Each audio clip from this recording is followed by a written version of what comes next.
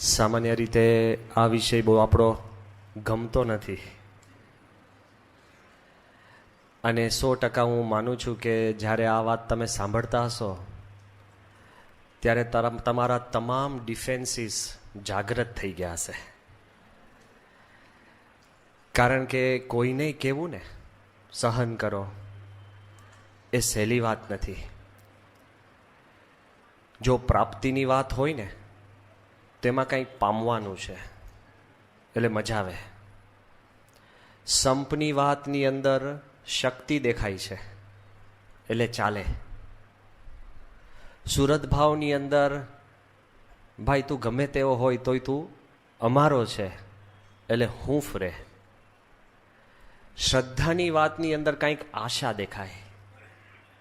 અમે કહીશું, સંતો કહેશે, ગુરુ કે ભગવાન કે ગમે તેવી પરિસ્થિતિની અંદર તમે શ્રદ્ધા રાખશો then there will be a ray of hope.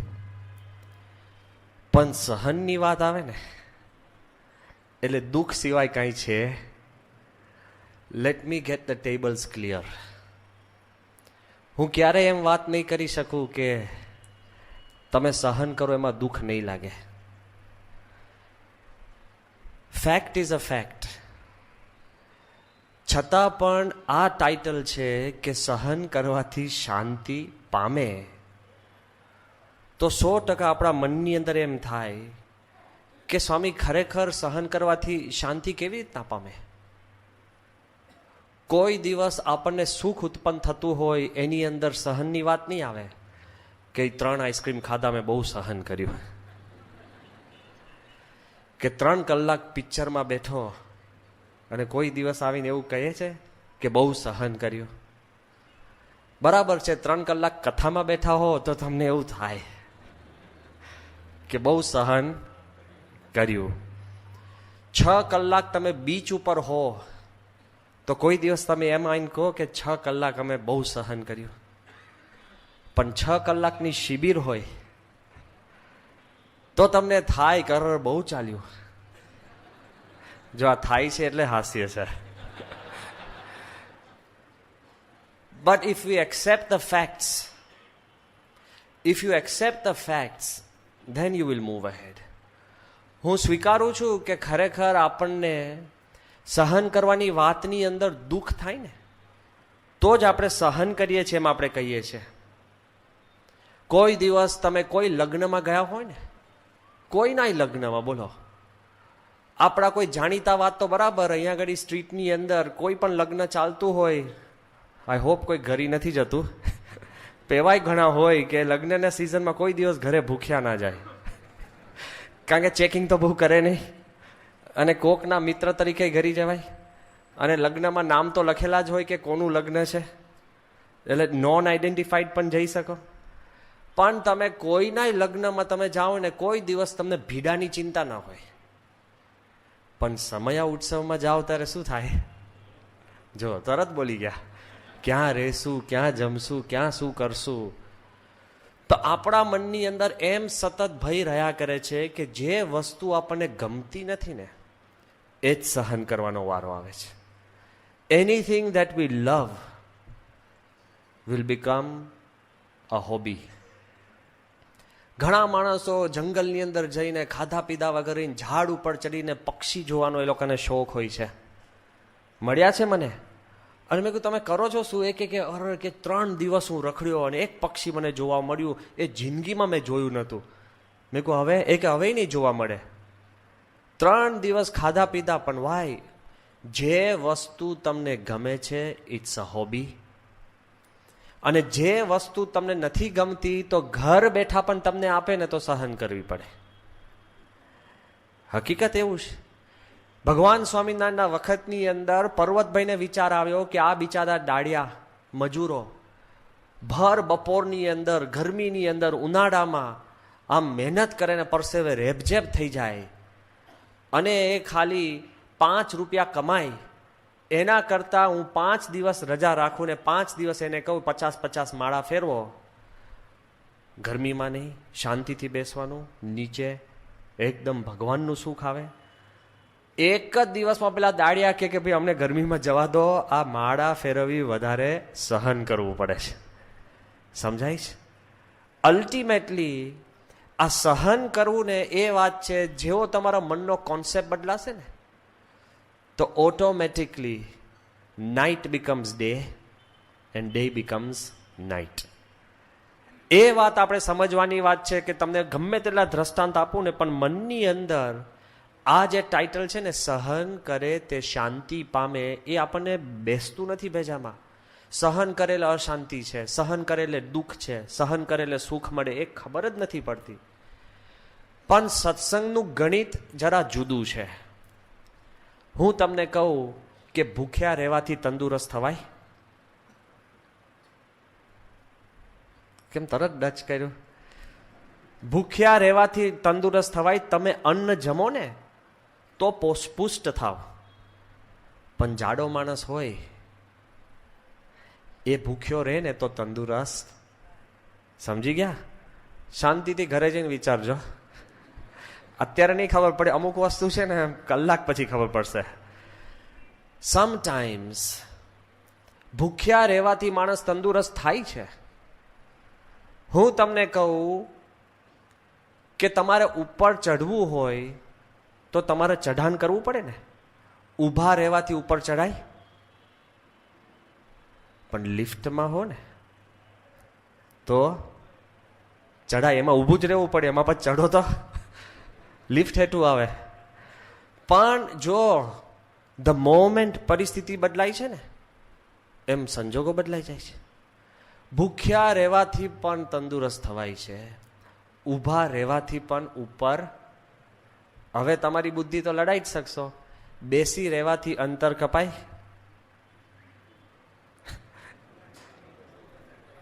હવે ટ્રેપમાં નહીં પડો. કેટલું કપાય? હે? ગાડીમાંથી નીકળી જાઓ, બારે પ્લેનમાંથી નીકળી જાઓ. સમજાય છે? જો તમે રોકેટમાં ખાલી બેસી જ રહેવાનું છે, જેટલી ગતિ વધારે એટલું ટાઈટ બેસી રહેવાનું. ટ્રેનમાં તો તમે ફરી પણ શકો, ગાડી તો ઊભી રાખીને નાસ્તા પાણી કરી શકો. તમે રોકેટમાં કદાચ એવું છે કે વચમાં હોટેલ હોય તો જરા ચા પી લે.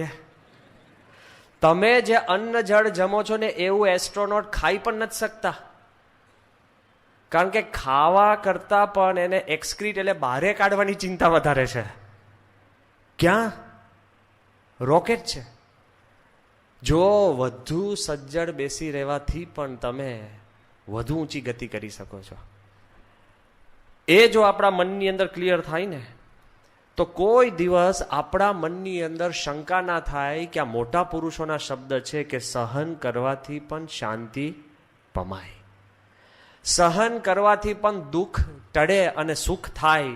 એ સત્સંગનું ગણિત તદ્દન જુદું છે. એ ગણિત આપણને આપનાર છે યોગીજી મહારાજ. યોગીજી મહારાજ યોગી ગીતામાં કહે છે કે સહન શક્તિ જબરો ગુણ છે, તેને ક્ષમા કહે છે. અને અંતરમાં શાંતિ રહે છે અને આનંદના ફુવારા છૂટે છે. ક્લાઇમેક્સ થઈ ગયું ને. આપણે તો સહન કર્યું હોય ને તો અંતરમાં બળતરા રહે કે હવે એનો લાગ આવે ને આપણે પ્લાન કરીએ. વી પ્લાન રિવેન્જ. બહુ બુઢા માણસોને કાંઈ કહી ના શકે ને તો પછી વી પ્રે ફોર રિવેન્જ કે ભગવાન તમે આનું નખોત કાઢો, હું તો કંઈ નથી કરી શકતો. આપણા રિસ્પોન્સીસ બહુ ફની હોય છે. સહન કરવાની વાત તો જવા જ દો. તમે રસ્તામાં ગયા હો ને કોક બહુ મોટો પડછન માણસ ને 6 જણા આવીને તમને એક લાફો મારે તો પહેલું આપણું રિએક્શન શું હોય? હાથ તો આમ થઈ જાય, પછી ખબર પડે ઓહો આ તો મોટો છે, એટલે મુઠ્ઠી છૂટી જાય. ભગવાને બુદ્ધિ આપી છે ને, કારણ કે એક ખાવામાં વધારે ફાયદો છે, બરાબર ને? જો સંજોગો અવસાદ આપણે છે ને સહન કરીએ જ છે, પણ કદાચ આપણે ન મારી શકીએ ને તો આપણે શું કરીએ કે હવે મિત્રોને લઈને છે ને વી વિલ પ્લાન રિવેન્જ. પછી ખબર પડે આપણો મિત્ર કોઈ તૈયાર નથી થતું તો શું કરીએ? વી પ્રે ફોર રિવેન્જ કે ભગવાન તમે આને કંઈક નખોત કાઢો. અને ભગવાન તો બિચારા બોલતા નથી. એટલે જો ભગવાન આપણો સંકલ્પ પૂરો ન કરીએ તો આપણે કોની જોડે પછી રીસ ચડાવીએ? ભગવાન સાથે. પેલા જોડે તો કંઈ થઈ નથી શકતું કે ભગવાન તમે આવો મને બોસ આપ્યો, બોસ જોડે તો કંઈ થાય નહીં. ભગવાનના ગવર્મેન્ટના નવા નિયમો આવ્યા, ખરા તમે છો ભાઈ, બધું જ ભગવાન પાસે. પણ ભગવાન કેમ ભગવાન છે ખબર છે?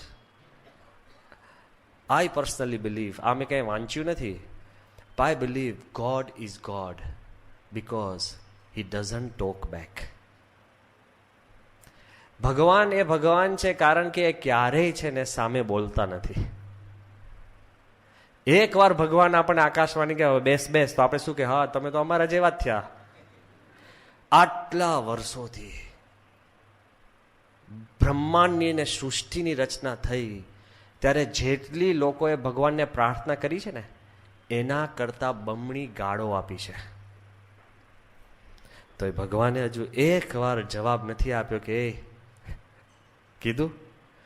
તો આપણે જો ભગવાનના ભક્ત હોઈએ તો સહન કરવું એ ઇઝ અ નેચરલ ગુણ બાય ડિફોલ્ટ. તમે સહન કરી શકતા હશો તો જ તમે ભગવાનના કહેવાઓ, કારણ કે તો જ એ ભગવાનનો ગુણ થયો. તો યોગીજી મહારાજે આપણને આ કીધું કે સહન કરે તો અંતરમાં આનંદના ફુવારા છૂટે. પછી એક કલમ મૂકી કે એનાથી મોટા પુરુષ રાજી થાય છે. જો સહન કરો તો ભગવાન અને સંત આપણા ઉપર રાજી થાય છે. પણ પ્રશ્ન ક્યાં છે? યોગીજી મહારાજની દ્રષ્ટિ એક બાબત છે અને આપણો અનુભવ એક બીજી બાબત છે. બધા જ કહેશે કે આપણે સારું કરવું, સહન કરવું, આ કરવું, તે કરવું, પણ જે આપણે લાઈફમાં જીવીએ છીએ ને એની અંદર એટલા બધા દ્રષ્ટાંતો હું તમને આપું ને દુનિયાભરના, કે ધર્મ માત્રના હું શબ્દ આપું ને તોય તમારા મનની અંદર 3-4 પ્રશ્ન જે છે ને ક્યારેય ભૂસાતા નથી. તમારા નહીં, આ મારા મનના પ્રશ્ન છે. હું કહું છું, પહેલો પ્રશ્ન શું થાય કે શા માટે સહન કરવું? ભલે મેં કહ્યું કે ભાઈ સહન કરે શાંતિ પામે, એક એવી શાંતિ જોઈતી નથી. શા માટે આપણે સહન કરવું? That is our first question. બીજો પ્રશ્ન જે પ્રેક્ટિકલ પ્રશ્ન છે કે સ્વામી આટલું બધું સહન કરવું? એકાદ વાર બરાબર છે. એક બાઈ એના પતિ જોડે રોજ ઝઘડા, પતિ ઉપડી ગયો ને તો એના ફોટા જોઈને ગાળો દે. એવું આપણે ન થાય. ઉપડી ગયો તોય ગાળો દે. એ ગાળો દેવાથી એ બાઈને એટલું બધું એના હૃદયની અંદર પતિ માટે ખાર આતે એને હૃદયનું કેન્સર થયું. પૂછી જોજો ડોક્ટરને, હૃદય ઉપર લીઝન તો કોટી કલ્પે થાય નહીં. પા કેવી એકદમ ખડ્ડુસ બાઈ હશે, એકદમ વઢકણી. તો બોલ ને ઝગડ એના પતિનો ફોટો જોઈ, કોઈ એનું પતિનું નામ દે તો ઘુરક્યા કરે.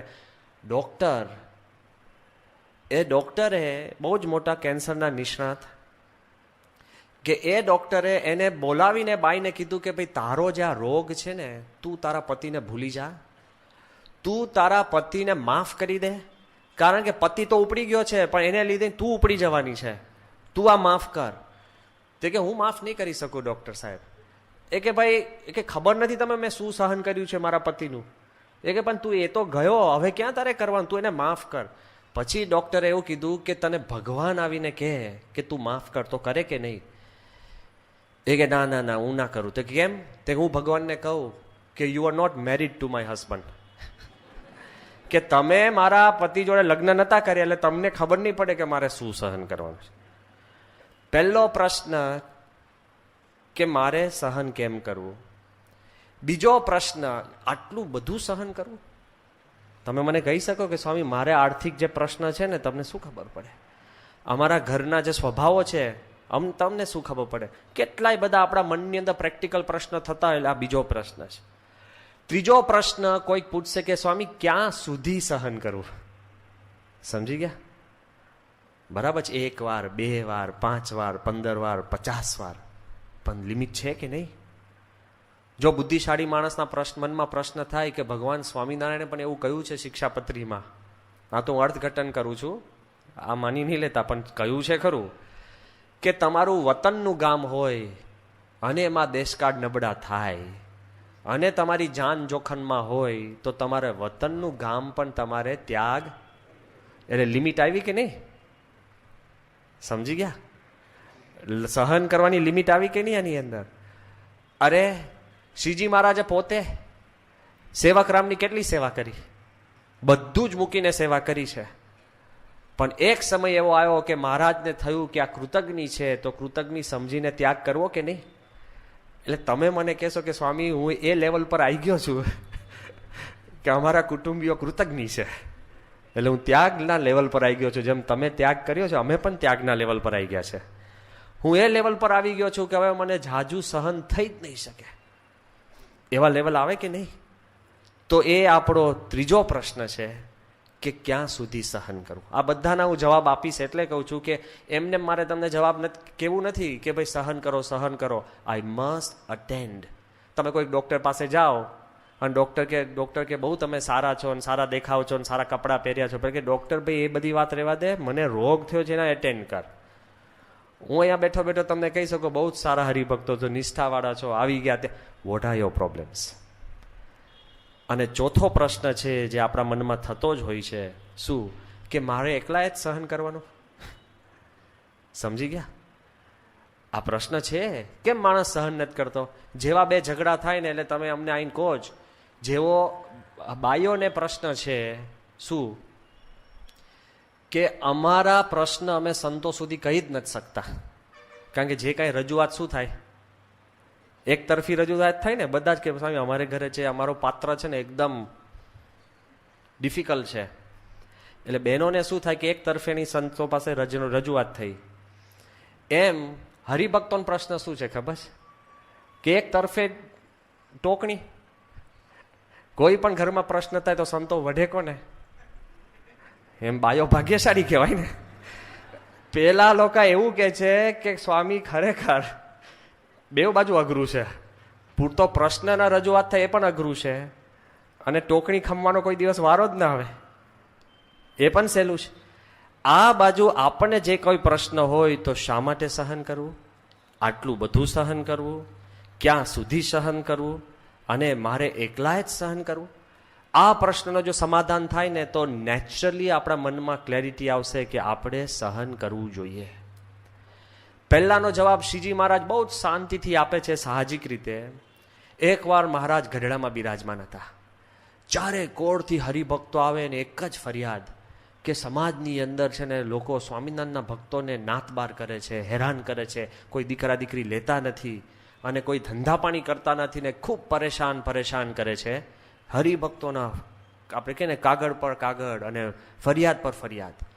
બીજી બાજુ સંતો વિચરણ કરવા ગયા હોય તો લોલંગર બાવા જેવા કેટલાય વિચિત્ર બાવાઓ સંતોને મારે, હેરાન કરે, દુઃખી કરે, મહારાજની મૂર્તિઓ તોડી નાખે અને અપમાન અપમાન અપમાન અપમાન છે. અને જ્યારે આની હદ વટાવી દીધી ત્યારે શ્રીજી મહારાજ કહે છે કે મને એક કાગળ આપો ને અમારે એક પત્ર લખવો છે. અને આપણને શું લાગે? મહારાજ એવો પત્ર લખે કે સામેવાળાનું નખો જ જાય. એ જ થાય ને. આપણે પત્ર છે ને આપણે ડ્રાફ્ટ કરીને આપી દે કે હવે સહી કરી દો મહારાજ, આમાં પતી ગયું. આપણે જ્યારે ભગવાન અને સંત પાસે જઈએ છીએ ને ત્યારે આપણે છે ને સોલ્યુશન લઈને જતા હોય છે. એટલે પ્રશ્ન થાય કે સ્વામી અમે બે આ ઝઘડીએ છીએ, તો બાપા એવા આશીર્વાદ આપો કે પેલો ભરાઈ જાય અને હું બચી જાઉં. એવું મનમાં આપણે આશીર્વાદ હોય. અને સત્પુરુષ જ્યારે જુદા આશીર્વાદ આપે ને ત્યારે આપણને તકલીફ થાય છે. We go with a question and a proposed answer. સમજી ગયા? કે બાપા અમારે ધંધા પાણી કરીએ છીએ ને, ખાસ બાપા આશીર્વાદ આપો કે કરોડો રૂપિયા કમાય. શું થયું? કોઈ પણ આવી પરીક્ષા હોય કે તમે પ્રશ્ન પણ લઈને જાઓ અને જવાબ પણ તમે લઈને જાઓ. આ તો સત્પુરુષ દયાળુ છે, આપણા પ્રશ્ન પણ સમજે અને આપણને અનુકૂળ એ પ્રમાણે સંજોગો બદલે ને આપણા સંકલ્પ પૂરા કરે છે. કેટલું અઘરું કહેવાય. એટલે આ બાજુ બધા સંતો હરિભક્તો મહારાજ પાસે બેઠા અને મહારાજને કહેતા હતા સતત, શ્રીજી મહારાજ કે લાવો અમે તમારો ઈલાજ લાવીએ. અને મહારાજે જે પત્ર લખ્યો ને સાંભળજો. મહારાજ લખે છે કે સત્સંગ, ભગવાન અને મોક્ષનો જેટલો ખપ હોય ને તેટલું સહન કરી શકાય છે. સમજી ગયા? સત્સંગ, ભગવાન અને મોક્ષનો જેટલો ખપ હોય તેટલું તમે સહન કરી શકો છો. મોતી લેવા જ્યારે માણસ સમુદ્રમાં પડે છે ત્યારે પ્રાણની આશા કિનારે મૂકીને પડે છે. મહારાજ કવિ હતા. પ્રાણની આશા કિનારે પડીને પડે છે, મૂકીને. મહારાજ કહે છે કે તે વખતે જે માણસ દોરી ઉપર જ્યારે નટ ચડે છે, કે ચોર ચોરી કરવા જાય છે, અને મુસાફર જ્યારે નાવમાં બેસે છે, ત્યારે મરણનો ડર એ છોડીને જાય છે. શ્રીજી મહારાજ કહે છે કે મિથ્યા સુખને માટે લોકો અગણિત દુઃખો સહન કરે છે, તો ભગવાન અને સંતને માટે તમે થોડું સહન કરશો તો કલ્યાણ થશે, એવો પત્ર શ્રીજી મહારાજ લખે છે. ખ્યાલ આવ્યો? જે કાંઈ તમને દુઃખ આવે છે ને એ નજીકના દુઃખ છે. બહારનો કોઈ ચાઇનાથી આવીને કંઈ દુઃખ નથી આપી જતો. દેશને દુઃખ આવે છે, ભલે અક્રોસ ધ બોર્ડર અફઘાનિસ્તાનથી આવતો હોય, પણ આપણને જે રોજના દુઃખ કોના હોય? ભાઈઓના, બહેનના, માતાના, પિતાના, કે કોઈક તમારો મિત્ર હોય તમારથી આગળ વધી ગયો અને વધુ પડતા તો સ્વભાવના. કેવા નાના દુઃખ. પેલો છોકરો એના બાપ જોડે અખંડ ઝઘડે. કેમ? એ કે જ્યારે જમવા બેસે ને ત્યારે દાળનો સબડકો મારે છે ને એનાથી મને એલર્જી થાય. એટલે કરો ને તમે, પેલો સબડકો મારે એમાં પેલાને ભૂકા નીકળી જાય. આ નાના નાના વાત છે. ઘરમાં ગાડી આવી હોય અને પેલો કે મને જે ગમતી હતી ને એ રંગની ગાડી નથી આવી. દુઃખ, નાના દુઃખો છે. એક યુવક અક્ષરપીઠમાં કામ કરતો હતો અને જ્ઞાનયજ્ઞ સ્વામીનો અખંડ સમાગમ કરતો હતો, એટલે સારો છોકરો. એક વખત એના માતુશ્રીએ દિવાળી વખતે એને શર્ટ આપ્યું, અને એ શર્ટ એ છોકરાને નહોતું ગમતું, કારણ કે એના મનપસંદ રંગનું નહોતું. તો દિવાળીના દિવસે એ શર્ટ પહેરીને એને આગ ચાંપી. આખી ચામડી એની બળી ગઈ, માંડ માંડ બચ્યો. હવે મારે તમને કેવું છે કે શર્ટનો રંગ તો એક દિવસમાં બદલાત. હવે જેની તમે ચામડી જુઓ ને એ પરમેનન્ટ થઈ ગયું કે નહીં? ખાલી રંગ સહન કર્યો હોત ને તો ચામડી ઠીક રહે. કેટલી નાની વાત છે, ક્યાંથી ક્યાં પહોંચી જાય છે. તો મહારાજ વારંવાર વાત કરતા કે આપણે આ દુનિયાના નાનામાં નાની પોતાની ઈચ્છા પૂરી કરવા માટે માણસ કેટલું સહન કરતો હોય છે, કેટલું બધું. શ્રીજી મહારાજ કહે છે કે આ દુનિયાના મિથ્યા સુખ માટે, મિથ્યા આસક્તિ માટે માણસ સહન કરે જ છે. તમે, હું, આપણે બધા જ પોતાનું મન ધર્યું કરવા માટે કેટલું સહન કરીએ છીએ. કોઈની જોડે ઝઘડી લઈએ, સુખ દુઃખ ભોગવે, બધું જ થઈ શકતું હોય છે. એટલે કોઈ અમને એમ કહે કે અમે સહન કરી શકીએ એમ છે નહીં, તો એ વાત ભગવાન માનવા તૈયાર નથી. જો પોતાને જેમાં આસક્તિ હોય ને કેટલું સહન કરે. તુલસીદાસનું દ્રષ્ટાંત આપે છે પોતાની પત્નીમાં આસક્તિ. અત્યારે અમે તમને કહીએ કે તમારે ભરપૂરની અંદર નદીમાં ફેંકવામાં આવશે, કારણ કે મારે શું વાંક, એ સહન ના થાય. ભર વરસાદમાં તમારે સાપ ઉપર લટકવાનું છે, તો કે સાપ શેના પર લટકશે પાછો? એ વિચારીએ ને આપણે, હું સાપ ઉપર લટકું તો સાપ શેના પર લટકે? આપણને લાગે સ્વામી મારે આવા દુઃખ. પણ તુલસીદાસને પોતાની પત્નીમાં આસક્તિ હતી તો સમુદ્રમાં, નદીમાં પડ્યા અને મળદા ઉપર તર્યા, અને લબડતા સાપ ઉપર જઈને એની પત્ની પાસે પહોંચે છે. જો આસક્તિ હોય ને તો સહન થાય જ છે.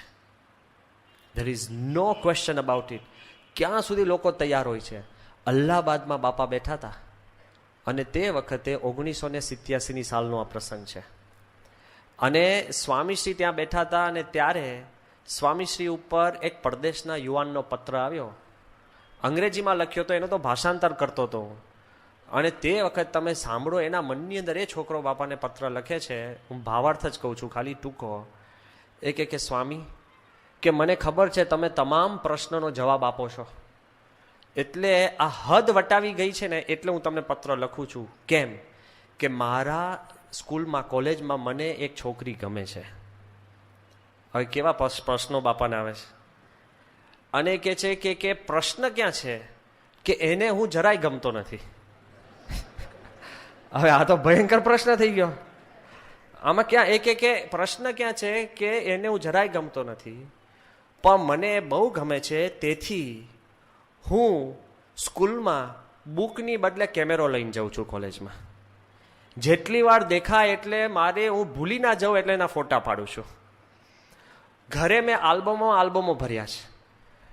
એ મારું એટલું અપમાન કરે છે કે જાહેરમાં મશ્કરી કરે, ઉડાડે, 10 જણની વચમાં મારી નિંદા કરે, અને એકદમ ભયંકરમાં ભયંકર પત્રો મને લખે છે. અને મને બહુ જ ધમકીઓ આપે છે, તો પણ મને એ ગમે છે. પણ હવે મને વિચાર આવે છે કે તમે મને કહો કે આ હું કરું કે નહીં, કે હજુ એકવાર એ મારી સામે જોતા નથી, તો એકવાર હું રસ્તો ક્રોસ કરતો હોઉં ત્યારે જાણી જોઈને કોઈ ગાડી સાથે અથડાવો, તો તે વખતે પણ હું મળતો હોઉં ત્યારે એ મારું મોઢું જોવા આવે એવું હું કરું કે નહીં. લે, ચક્રમ કહેવાય ને, હાઈટ ઓફ લુનસી. સ્વામી બિચારા મૂંઝાઈ ગયા, સત્પુરુષ પણ મૂંઝાઈ જાય એવા પ્રશ્નો આવતા હોય છે. આટલા બધા પગલા, એમાં બાપાને કાંઈ પૂછતો નથી, પણ આવું વિચિત્ર પગલા માટે પૂછે જ પાછો. આપણું એવું હોય છે, બધું કર્યું ત્યારે પૂછીએ નહીં, અને છેલ્લે પૂછાય કે બાપા હવે તમે કહો એમ કરું. લે, લોન લીધી હોય, બીજાને ત્યાં માથે દીધી હોય ને, ત્યાં કીધું હોય ને, આટલા બધા શેરમાં નાખ્યા હોય ને, આટલી ધમાલ કરી હોય ને, કેટલાય અંદર ઝઘડા કરી નાખ્યા, પછી બાપાને કે હવે બાપા તમે કહો એમ કરું. એટલે 50 પેટા પ્રશ્નમાં કીધું નહીં, પૂછ્યું નહીં, અને જ્યારે એકદમ ક્લાઇમેક્સ આવે ત્યારે પૂછો છો. પણ આ બાજુ કહેવાનો ભાવાર્થ શું છે? જે તમને ગમે છે ને એની માટે હદ બાર તમે સહન કરવા તૈયાર થાવ છો. ક્લેરિટી છે? બધાના મનમાં આ વાત ચાલે છે. એકવાર અમે ત્યાં દિલ્હી અક્ષરધામમાં હતા, બન્યું એ પહેલાની વાત છે, નાનું મંદિર આપણું. ત્યાં એક છોકરો બપોરે 2:30 વાગે પ્રદક્ષિણા કરવાની શરૂઆત કરીને આમ રમ રમ રમ રમ, એટલે હું કરતો હતો પ્રદક્ષિણા. મને કે સ્વામી એક બાજુમાં જાઓ, મારે પૂરું કરવાનું છે. મેં કહ્યું તારે પૂરું તો કરવાનું જ છે, પણ તારે પૂરું શું કરવાનું છે? કે સ્વામી મારે 1 કલાક જ છે, 2 કલાકમાં એરપોર્ટ જવાનું છે, એટલે હું મારી પૂરતી પ્રદક્ષિણા માની છે કરી લઉં, અક્ષદેરીની થઈ ન જ શકેલા અહીંયા કરી લઉં. મેં કહ્યું છે શું આ વાયા તારે? એ કે સ્વામી આજે છે ને હું અમેરિકા જવા રવાના થઉં છું. મેં કહ્યું કોંગ્રેચ્યુલેશન. એ કે કોંગ્રેચ્યુલેશન છે ના? એ કે પ્રાર્થના કરો સ્વામી કે હું પાર પડી જાઉં, પહોંચી જાઉં. મેં કહ્યું કેમ? એ કે હું તો કંઈ વ્યવસ્થિત નથી જતો, ઇલીગલી જાઉં છું. મેં કીધું ઇલીગલી જાય છે પણ તો પ્રદક્ષિણા શેની છે? ઇલીગલી જવા માટેની પ્રદક્ષિણા હતી. સમજો આજુ હું તમને શું કહું, સહન તો ભગવાન કરે છે, આપણે તો કરતા જ નથી. એ કે એની માટે આ પ્રદક્ષિણા ચાલે છે. મેં કહું પ્રદક્ષિણા તો કરે છે પણ કઈ? એ કે જઈશ, પછી ત્યાંથી વેનેઝુએલા જઈશું, વેનેઝુએલાથી ક્યુબાથી અમને એક નાના પેલા બોટમાં બેસાડશે, અને બોટની અંદર રાતના જઈશું, અને જો કદાચ પેલા સૈનિકો બધા આવે અને બંદૂકની ગોળીઓ ફોડે. મેં કહું બંદૂકની ગોળીઓ?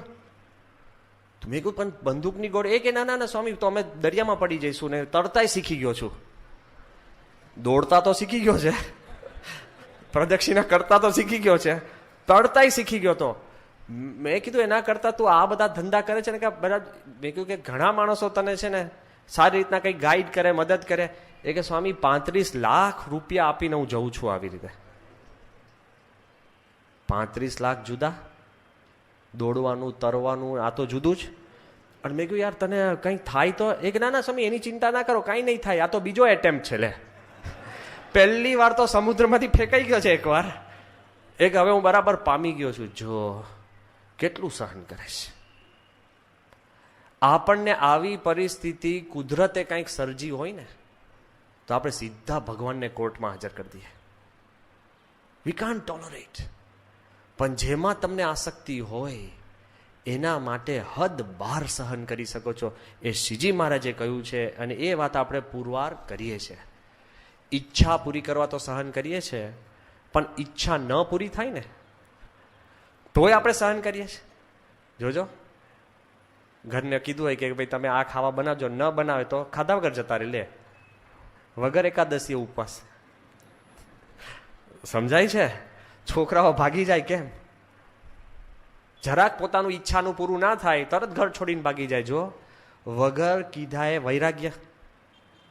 એક દિવસ તો ચાલે, પછી આવી જાય પાછો કે હવે તો કંઈ બીજે કોઈ ખાવા આપવાનું છે નહીં, એ તો સીધા થઈને આવી જાઓ, કારણ કે કરતા હોય. પણ જો જેમ ઈચ્છા પૂરી કરવાય સહન કરો છો ને, એમ ઈચ્છા ન સચવાય ને તોય માણસ રીસમાં પણ જબરજસ્ત સહન કરતો હોય છે. એટલે કોઈ આપણને કહે કે સ્વામી અમે સહન નથી કરી શકતા, પણ 100% તમે સહન કરી શકો છો. એટલે ફર્સ્ટ ક્વેશ્ચન કે અમે સહન શા માટે કરીએ? તો પહેલી વાત શું છે ખબર છે? જો તમારા મનની અંદર ક્લેરિટી રાખશો ને કે જે કંઈ આપણા ભાગ્યની અંદર સહન કરવાનું આવે ને, અને જો તમે શાંતિથી સહન કરશો ને તો તમે બહુ જ મોટી અશાંતિથી રક્ષા થાય છે. પેલા છોકરાએ ખાલી એક જ દિવસ જુદા રંગની શર્ટને સહન કરી હોય, તો એને જિંદગીભર ડાઘાવાળી ચામડીથી જીવવું ના પડે. સમજી ગયા? Your losses are your gains. જે તમે સહન નહીં કરવાથી જે ઝઘડો કરે અને મનમાં વેરઝેર આપણે રોપીએ છીએ, એ તમને આગળ જતા 10, 12, 15 વર્ષમાં જે નુકસાન કરે છે ને, એ નુકસાન આપણી નજર સમક્ષ નથી. પણ જો તમે અત્યારે થોડું સહન કરીને શાંતિથી નીકળી જાઓ ને, તો ઘણું બધું સચવાય છે. હકીકતની અંદર આપણા મનમાં એમ ક્લેરિટી થાય કે સહન કરવાથી આપણી રક્ષા થાય છે લાંબા ગાળે, તો કોઈ દિવસ તમને સહન કરવામાં મન પાછું નહીં વળે. કેવી રીતે ખબર છે? કે આપણે આ રોજિંદા જીવનની અંદર તમે રોજ ઝઘડો કરશો ને, એ રોજના નાના નાના ઝઘડા તમે ઓછા કરો, બંધ કરો કે સહન કરો, 3 વસ્તુ છે. જો તમે સહન કરો ને રોજનું, તો અંતે ડિવોર્સ અટકે છે.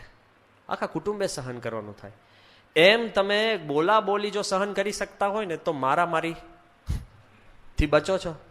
બોલવામાં તો શું કઈ જીભને ફ્રેક્ચર થાય છે, અને પેલો એક મુક્કો મારે તો પાટાપિંડી કરીને આવવું પડે ને. એમ ક્લેરિટી રાખજો. જો થોડુંક પણ સહન કરતા શીખશો ને, તો બહુ જ મોટી તમને જીવનની અંદર પ્રાપ્તિ થતી હોય છે. નાનામાં નાની વાત, એ તમારા જ જીવનના પ્રસંગો તમે વિચારી શકશો. એક છોકરો મારી પાસે ખૂબ આવીને આમ રડ્યો, પોકે પોકે. તમને ખ્યાલ હોય કે આપણને છે ને ભવિષ્યની ખ્યાલ નથી હોતી. જો ખબર પડે ને તો આપણને મન સુધરે છે. અમદાવાદની અંદર 1983 કે 84ની અંદર એક વિમાન પડી ગયું હતું, અને એમાં બધા જ માણસ મરી ગયા, એકાદ માણસ કોઈક બચી ગયા હતા. એમાં આપણા સત્સંગીઓ પણ હતા. હવે એક છોકરો એ પહેલી વાર છે ને વિમાનમાં બેસવાનો હશે, પહેલી વાર. એ જ્યારે અમદાવાદ પછી જ્યારે મળવા આવ્યો ત્યારે પોકે ને પોકે રોડે, પણ એના આંસુ હર્ષના હતા કે દુઃખના એ તમે રેકગ્નાઇઝ જ ન કરી શકો. કેમ? એને કીધું કે સ્વામી, મારી બહુ મોટી રક્ષા થઈ. મેં કીધું શું થયું?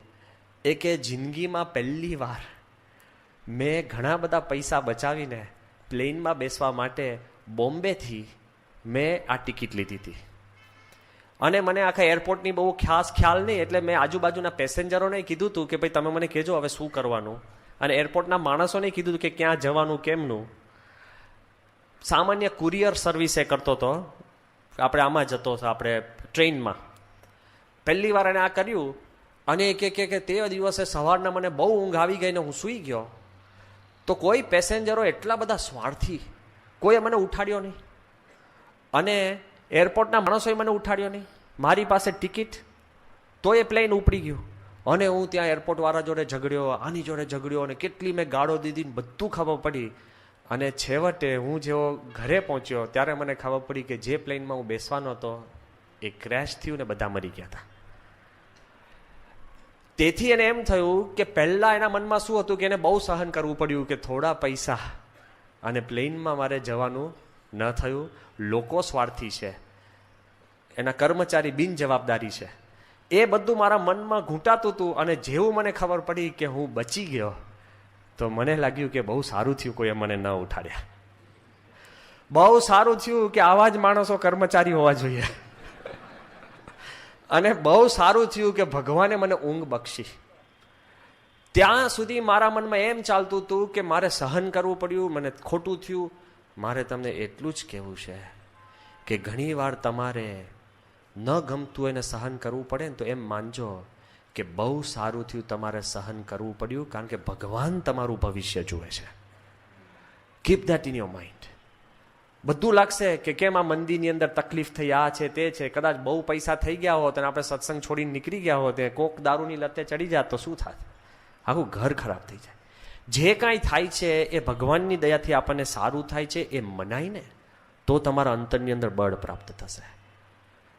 અને તમને કહું, આપણા જ સત્સંગીની હું વાત કરું છું, કદાચ તમને પ્રસંગ કીધોય હશે, પણ આનો હું સાક્ષી છું એટલે કહું છું કે જ્યારે આપણે શતાબ્દીના ઉત્સવની જગા જોવા ગયા, એ જગા બતાવનાર મેમનગરના આપણા વાલ્મીકભાઈ પટેલ, એમના જ મિત્રો અને સંબંધીઓની આ જગા. અને જે પહેલે દિવસ અમે સંતો જગા જોવા જતા હતા અને એનો એક્સિડન્ટ થયો, અને એવો એક્સિડન્ટ થયો કે એના ઘૂંટણની નીચેનું હાડકું એ રસ્તા ઉપર રહી ગયું, નાનું ટુકડો. એ હાડકું શોધવા ગાડીમાં હું પોતે ગયો પાછો રસ્તા ઉપર, કે જો હાડકું મળે તો આપણે પાછું લઈ જઈએ. અને કોઈ ડૉક્ટરો બધા બરાબર કરતા હોય, એપોલોમાં મૂક્યા, પછી ત્યાંથી આપણે જીતેન્દ્રભાઈને ત્યાં, પછી બીજા ડૉક્ટરને ત્યાં, આન તે ને. શુભ કાર્યમાં જતા હતા વાલ્મીકભાઈ, ચુસ્ત નિષ્ઠાવાળા આપણા કાર્યકર, અને બધા માટે એના હેતપ્રીત. સ્વામી જ્યારે ઉત્સવમાં પહેલી વાર આવ્યા ત્યારે નગરના દરવાજા ગાડી પહેલો હાર જો કોઈને પહેરાવ્યો ને તો વાલ્મીકભાઈને પહેરાવ્યો હતો. આ તો બરાબર સ્વામી એમને સતત આશીર્વાદ આપ્યા છે. સતત આશીર્વાદ આપ્યા પછી પણ 7 ઓપરેશન કરવા પડ્યા. દુઃખ દુઃખ ને દુઃખ. વારે વારે બાપાને ફોન કરે, અમે ફોન કરીએ, સંતો મળે, કરીએ, બધું જ. મને એ પણ ખબર છે કે એક વાર એટલા બધા પોતે, એમને કોઈ દિવસ ભગવાનનો વાંક નથી કાઢ્યો, એટલા બધા એ પોતે મૂંઝાઈને એમને એ પણ વાત કરી કે હકીકતની અંદર કે આ પગ કાપી નાખે તો સારો. ડૉક્ટરોનો અભિપ્રાય લઈ આવ્યા, બધું જ કર્યું હતું, આ છે તે છે. તમને જો યાદ હોય કે અમદાવાદની અંદર જ્યારે આપણે અન્નકૂટનો ઉત્સવ કર્યો, અને અન્નકૂટના ઉત્સવે આપણે વાલ્મીકભાઈને એક મારુતિ વેનમાં લઈ આવ્યા હતા, અને બાપા જેવા આવ્યા ને ત્યારે વાલ્મીકભાઈએ આ 1.5 વર્ષથી પોતે પીડાતા હતા, એના માટે બાપાને એક સાંકળનો પડો અને એક નાળિયેર આપ્યું અને કીધું કે બાપા હું તમારો આભાર માનું છું. હારું મને થાય કે, અને સ્વામી એકદમ ગડગડા થઈ ગયા હતા કે બાપા હું તમારો આભાર માનું છું. કેમ કે હમણાં જ બહુ જ મોટા સંતો દ્વારા, બીજા સંતો અને બહુ જ મોટા જ્યોતિષો દ્વારા મેં મારા જોડાવડાયા, અને એ લોકોએ મને એમને કીધું, બોમ્બેના એક જ્યોતિષે લખીને આપ્યું હતું કે વાલ્મીક કે તારા ભાગ્યમાં આજીવન સજા લખી હતી, કાંઈક એવું થઈ જાય, કાં તારા ભાગ્યમાં આ 1.5 વર્ષ દરમિયાન મૃત્યુ લખ્યું હતું, પણ કોક મોટા ગુરુના આશ્રય કરીને તારા 1.5 વર્ષની અંદર આ દુઃખ પતે છે. એને સ્વામીને આ 2 વસ્તુ આપીને એવું કીધું કે બાપા હું તમારો આભાર માનું છું કે તમે મારો પગ તૂટી ગયો ને એટલા માટે હું આભાર માનું છું. 7 ઓપરેશનમાં પીડાય. સ્વામીએ સીધું અન્નકૂટના દર્શન કારણ કે ત્યારે ઠાકોરજી આગળ સ્વામીએ શું કીધું, સ્વામી કે પહેલો પ્રસાદ લઈને વાલ્મીકભાઈને આપો. ઠાકોરજી જમતા હતા અને પેરેરલ પ્રસાદ સ્વામીએ છે ને વાલ્મીકભાઈને પહોંચાડ્યો. અને પછી ત્યાંથી તો વાલ્મીકભાઈ તો નીકળી ગયા.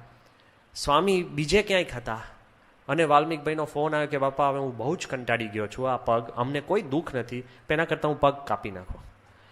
અને કે સારા ડૉક્ટરે કીધું છે કે કાપી નાખો, આપણે કંઈ પ્રશ્ન નથી ને વાંધો. એ કે હું ટેવાઈ ગયો છું, માનસિક રીતે સ્વીકાર્યો, હું મારા ધર્મપત્ની બધાએ સામૂહિક આ નિર્ણય લીધો છે, તો બાપા તમે મને આશીર્વાદ આપો. સ્વામી કે આપણે બોમ્બેના થોડા ડૉક્ટરોને પૂછાવીએ. એ કે બાપા હવે આમાં પૂછાવાની જરૂર નથી, હું રાજી થકા કહું છું. કોઈ હરિભક્ત એવો હોય કે સ્વામીને કે બાપા હું રાજી છું, મારો હાથ કપાવવા દો. આપણે તો કે બાપા રિપેર કરી આપો. આ માણસ સ્વામીને કહે છે કે બાપા કપાવી નાખીએ, હું રાજી છું અને 100% મને કોઈ વાંધો નથી, હું શીખી જઈશ, દોડતો થઈ જઈશ અને હું સેવામાં ઊભો રહીશ, તમે મને જોશો. શું કેફથી વાત કરે બાપા કે આપણે થોડા ડૉક્ટરોને પૂછાય. અમે પૂછાયું તો બોમ્બેના ડૉક્ટરે કીધું કે આપણે ન કપાવવો જોઈએ. અંદર પાક્યા કરે 8, 9 ઓપરેશન. છેવટે જામનગરના એક ડૉક્ટર પ્રાપ્ત થયા, એની જોડે જ્યારે બધી વ્યવસ્થા કરી, અત્યારે તમને આનંદ થશે કે એમનો આખો પગ બચી ગયો છે.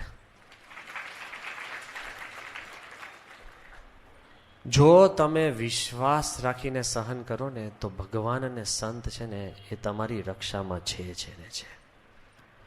પણ વારે તમે દહીં થયું કે નહીં આંગળી નાખ કરો ને તો છાસ પીને ઊભા થઈ જજો. You will never get the highest fruits.